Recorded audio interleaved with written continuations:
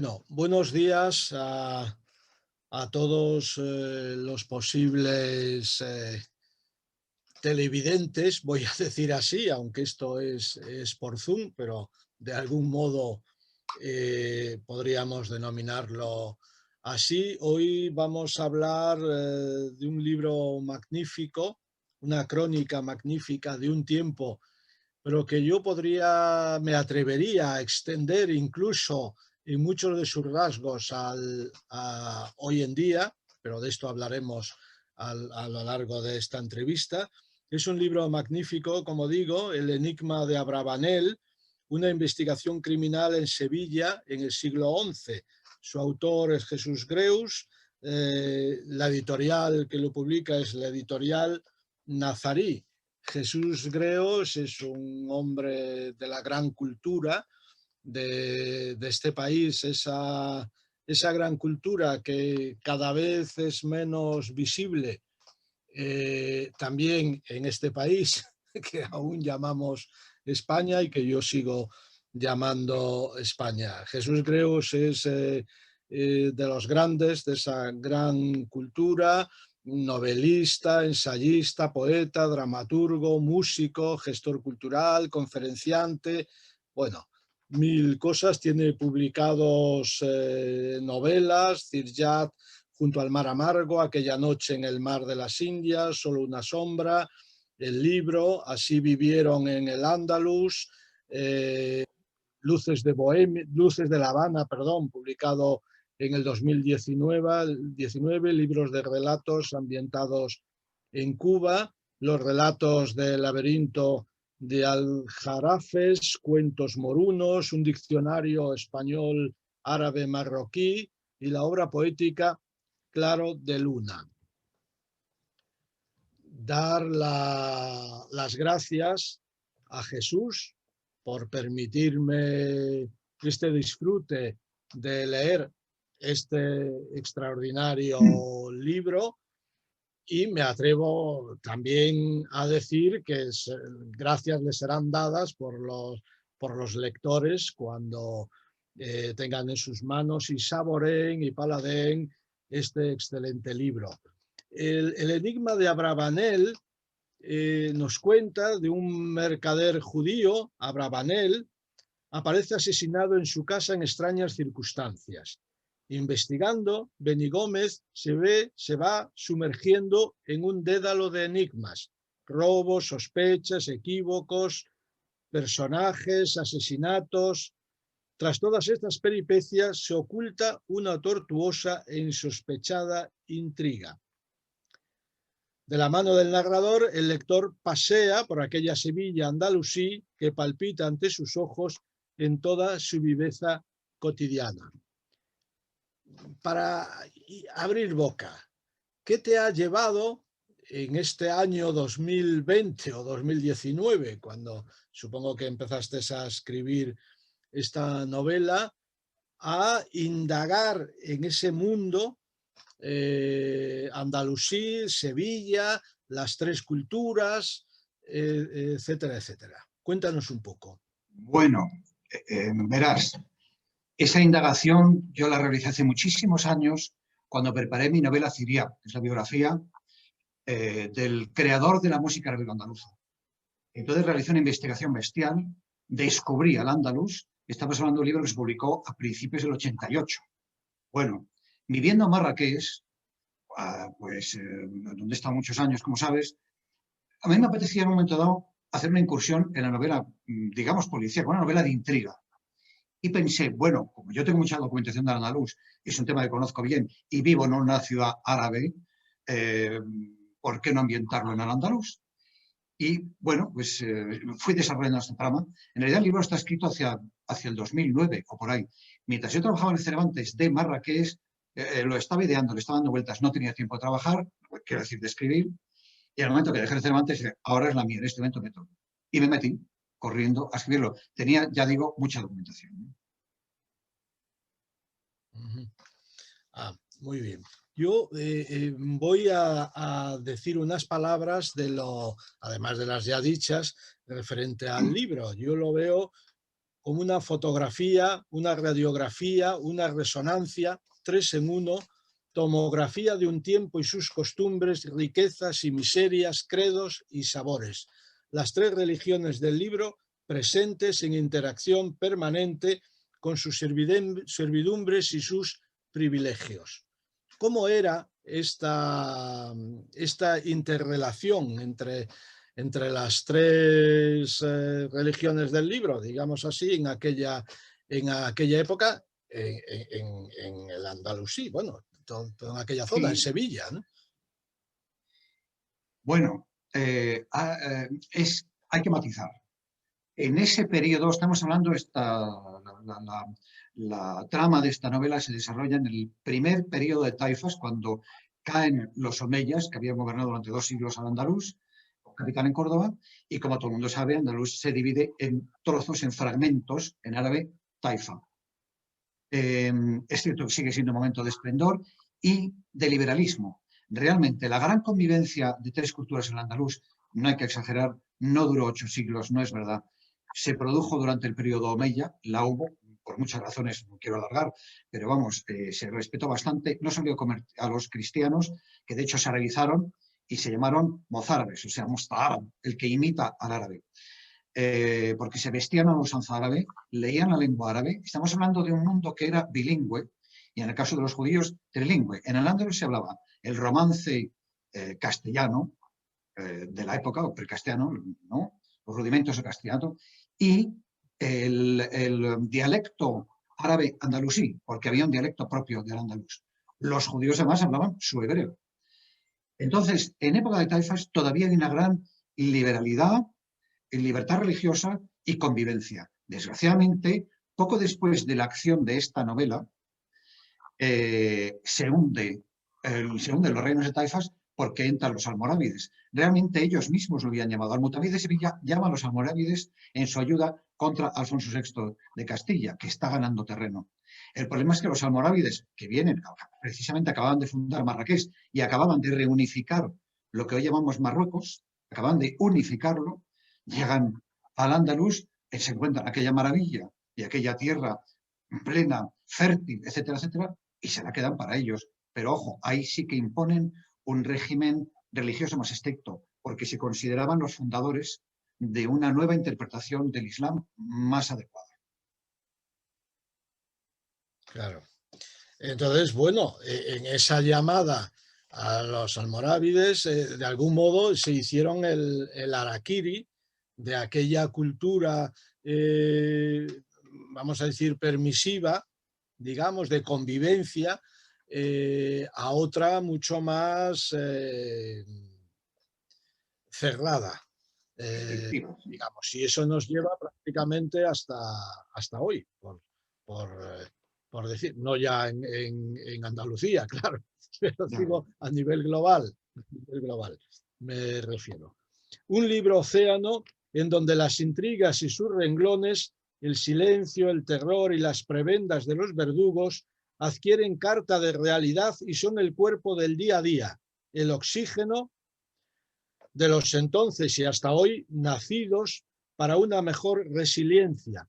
Ahí la carcajada y el sangrado del aún vivo, y para ser aún más exactos, para el privilegio de los matarifes, esto es, de los ayer y también hoy políticos de turno, porque en esta trama que tú describes tan magníficamente en esta novela, nos cuentas de todo esto. Efectivamente. Bueno, efectivamente, como siempre, en toda la cambia porque es esencialmente el mismo. Estamos en este caso en el siglo XI. Bueno, pues es que en el siglo XI, claro que había políticos corruptos, claro que había politiquería, claro que había gerifaltes y mandamases e intrigas internas en la corte. Esto es evidente. Es decir, insisto, el ser humano no cambia. Es decir, por mucho que crea la gente, lo fascinante es eso, que el alma humana sigue siendo la misma. No hemos evolucionado tanto desde el hombre primitivo, y llamo a muy primitivo, cerebralmente no hemos evolucionado tanto. Por lo tanto, nos encontramos pues, en un reino de taifas riquísimo, como era el de Sevilla, gobernado por un famoso rey poeta, Al-Mutamid de Sevilla. Terminó encarcelado por los almorávides y transportado a las afueras de Marrakech, a la ciudad de Hamad, donde se ha restaurado su tumba, muy bonita, con además poemas suyos de nostalgia por Al-Ándalus en una cenefa alrededor de su tumba, la de su favorita y la de una de sus hijas que lo acompañaron al exilio. Al-Mutanid nunca olvidó Sevilla, fue enormemente feliz, claro, entre otras cosas que era rey, tenía sus cuantos palacios, pero además un hombre muy culto, ya digo, poeta, que evidentemente al gusto de aquella época se reunía con Aben Amar, el mismo que fue el gran amigo y maestro suyo, y con sus sabios áulicos a declamar poesía, a discutir de filosofía. Es decir, es que también entre los musulmanes se ve una enorme liberalidad todavía. La música, estrictamente para algunos, para los islamistas, está prohibida. La filosofía siempre lo estuvo. Hasta la versión mística del Islam estaba prohibida normalmente y no se veía bien. Bueno, pues nos encontramos con unas cortes musulmanas en el Al-Ándalus, con unos señores que beben vino, pero además en cantidades, que además se celebra el vino y el alcohol en los poemas, no hay más que leer Ibn Guzmán y hay tantísimos poetas que celebran maravillosas reuniones discutiendo de filosofía y de temas canónicamente prohibidos. La palabra canónico viene del árabe canún, lo lícito. Bueno, en ese contexto cultísimo y enormemente refinado, debo decir, y debemos tener en cuenta, aparte del tema de las entidades políticas, que Europa, cuando nos dicen cosas, nosotros éramos ya muy civilizados en España, llamémoslo hoy España, cuando ustedes todavía, les recuerdo, que no leían, mientras que en el Andaluz había enormes bibliotecas, famosa es, anterior a esto, la del Hakam II, que tenía en Córdoba 400.000 volúmenes inventariados. Caray, eso es una biblioteca. Por eso no existía en Europa, salvo en los conventos que podían reunir 30 o 40 ejemplares, a lo mejor 100 libros.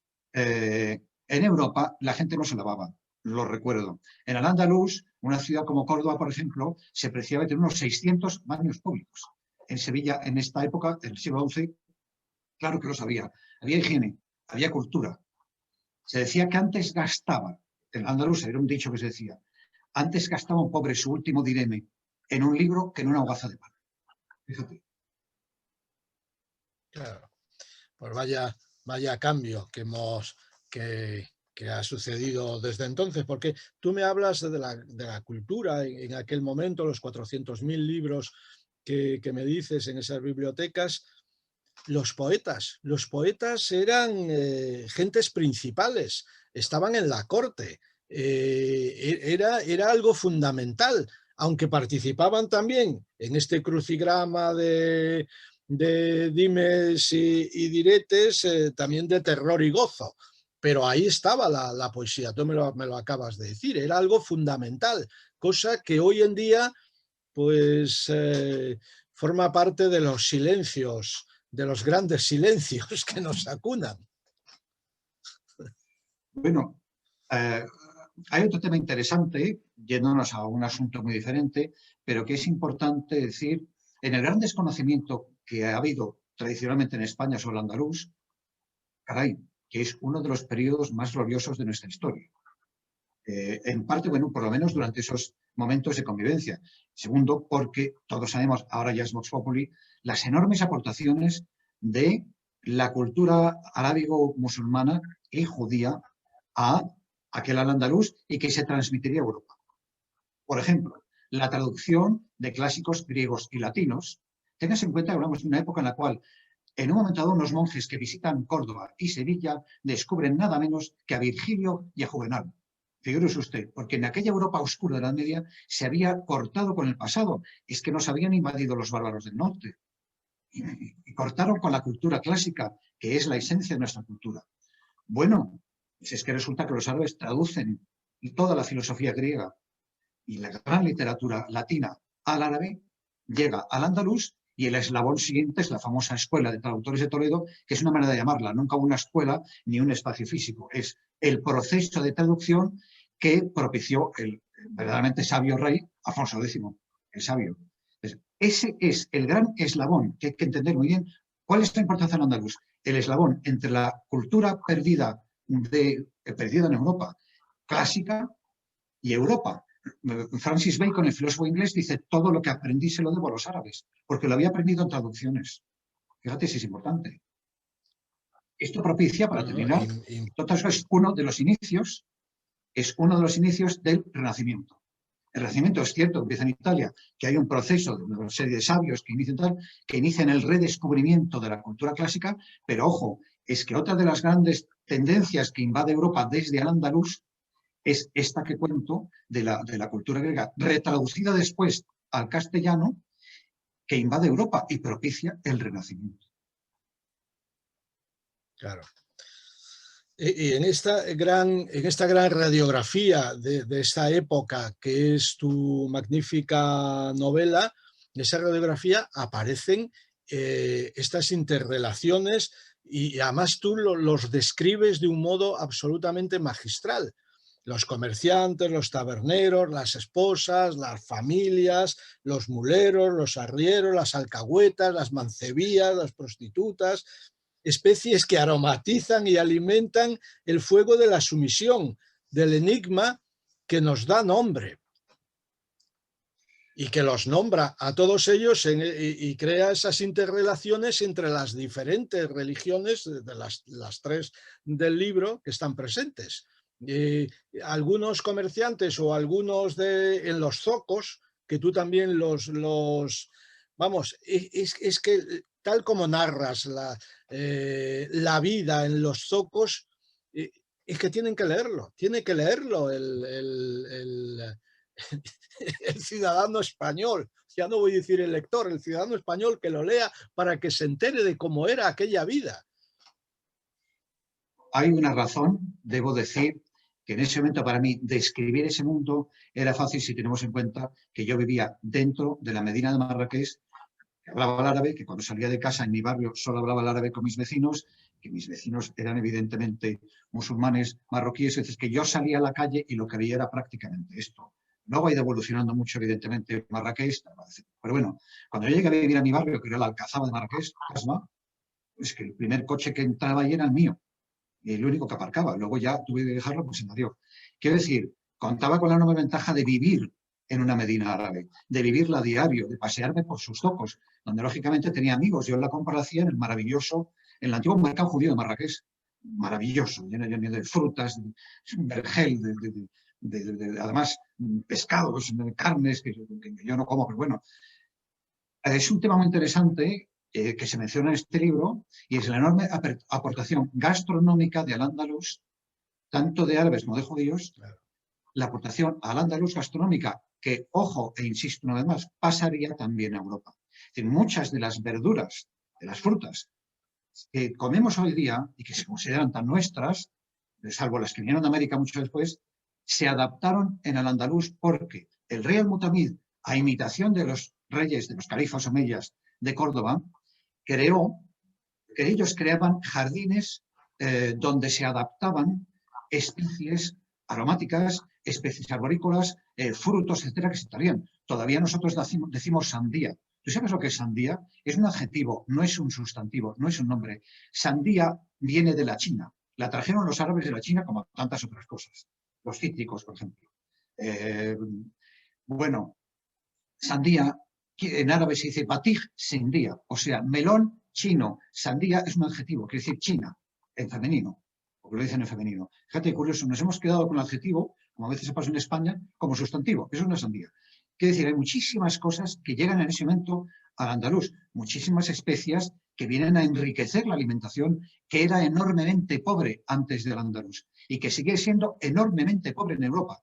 No hay más que leer un poco y documentarse. Se comía todavía muy mal en Europa y el andaluz empieza a comer bien, diferente, con muchísima más riqueza y además especiado y aromatizado. Es un fenómeno nuevo que sucede gracias a toda esta cultura que ellos, los árabes, absorben de todos lados, de la India, de Persia, de China, etc. La absorben y la transmiten. Y ahí estamos, en un mundo rico, refinado, donde ya las mesas se cubrían con manteles, señor mío, por ejemplo. Claro.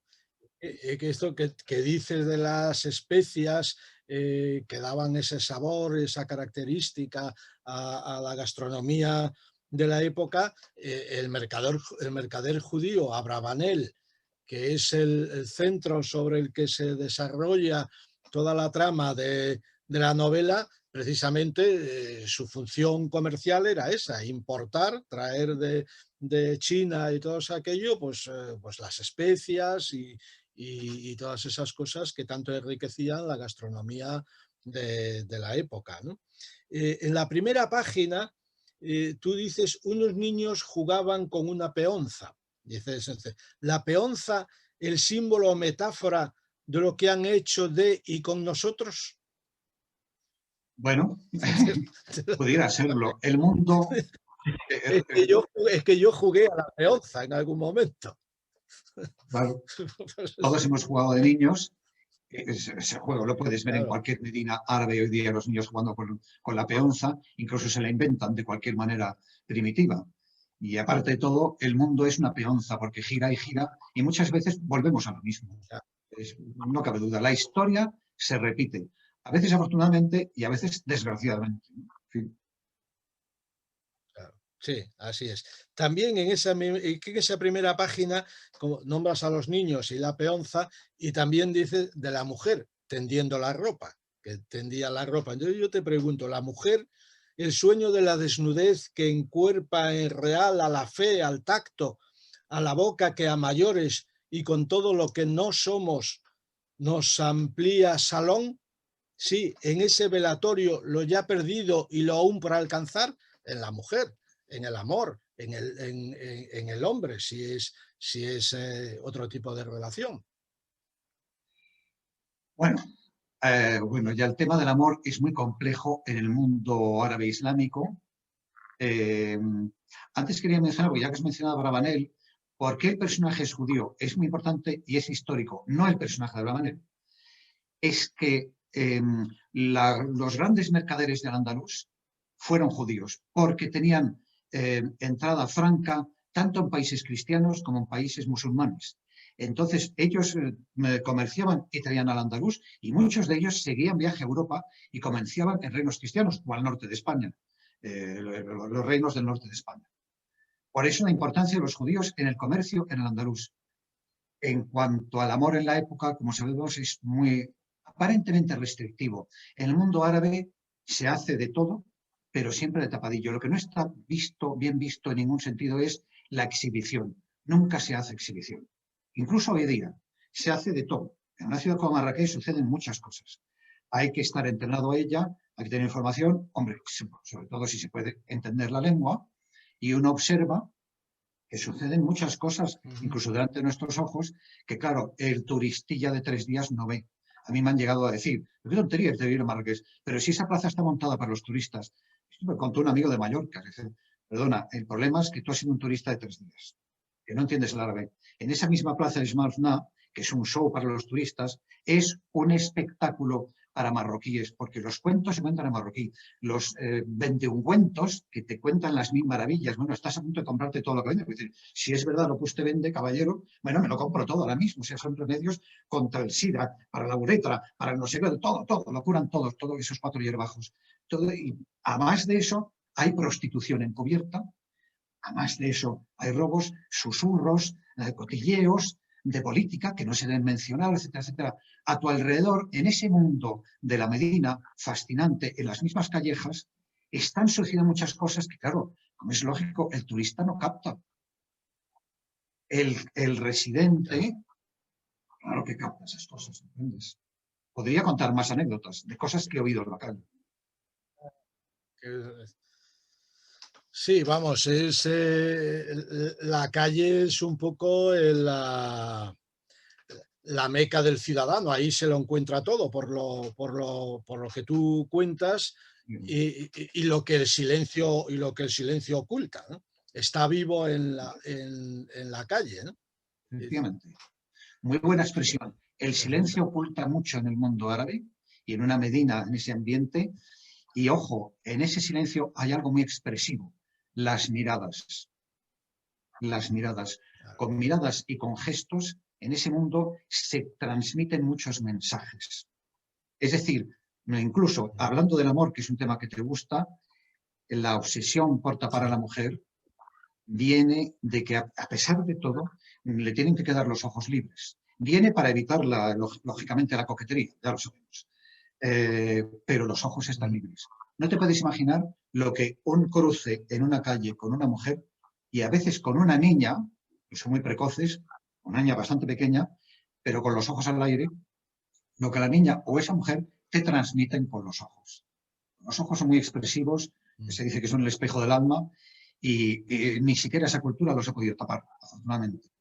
Bueno, o sea, el caso extremo del burka ya en Afganistán, es extremo, fíjate a qué extremo pueden llegar, es decir, ni siquiera que se le vean los ojos, se puede expresar mucho.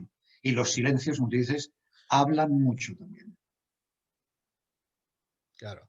Tú dices, cuentas, bueno, en estas descripciones minuciosas y espléndidas que haces de lo que va sucediendo a lo largo de la trama de esta magnífica novela, pues dices, cuando encuentran a Abravanel pues, asesinado, pues los vestidos desgarrados de la esclava, señal de duelo según la costumbre judía.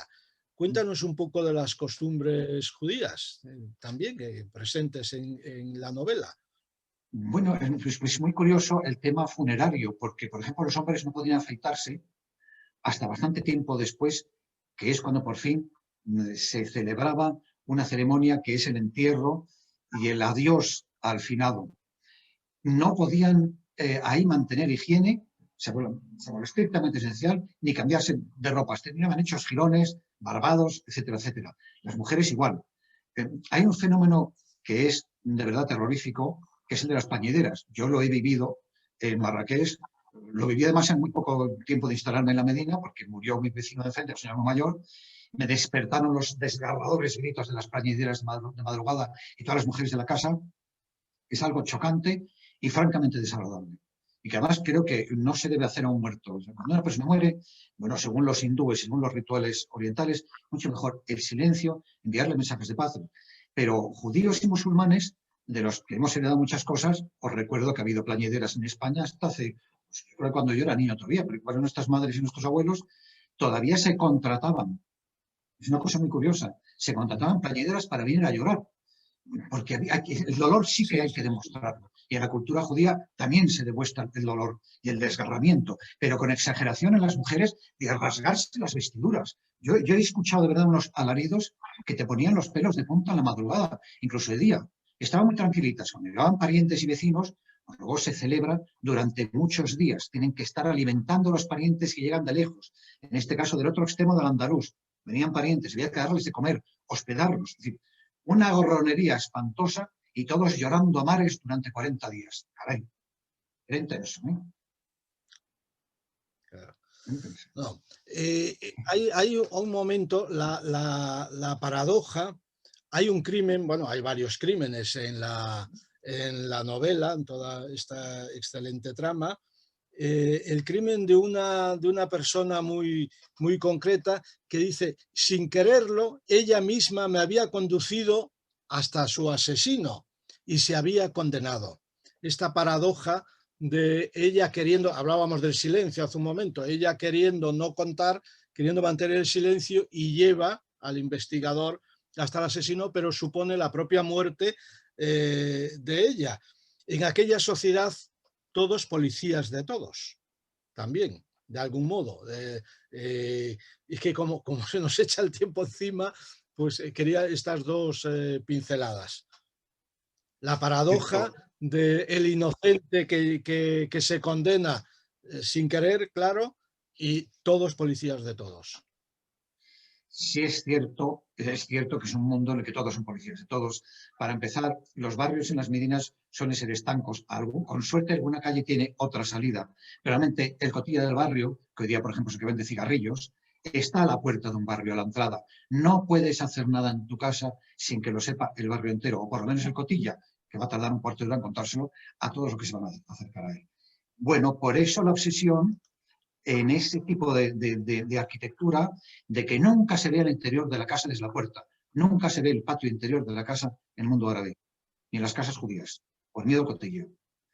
Y en cuanto, claro, a esta pobre chica es que evidentemente está en un mundo en el que está siendo observada, y más en este caso de la novela, porque hay una trama y hay una serie de gentuza alrededor, que se están moviendo por la ciudad y que evidentemente saben lo que sucede y están al tanto de que no se les estorbe su invento y su intriga.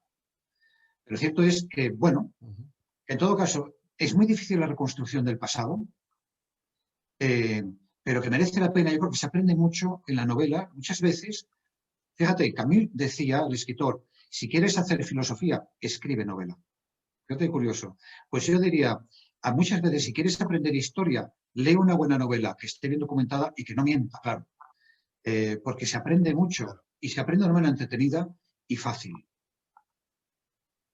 Es la pretensión de uno. Pues sí, sí, pues y todo eso está en esta novela, la minuciosa descripción de una época, de las interrelaciones entre todo el mundo de aquella época. Dinos ya para finalizar, nos quedan muchas cosas en el tintero, pero bueno, están en el libro. Están en el libro con un regalo además maravilloso, que es el glosario de arabismos, que está al final del libro también para los posibles lectores. Dinos unas palabras para los posibles lectores finales que tú quieras decir sobre esta extraordinaria novela.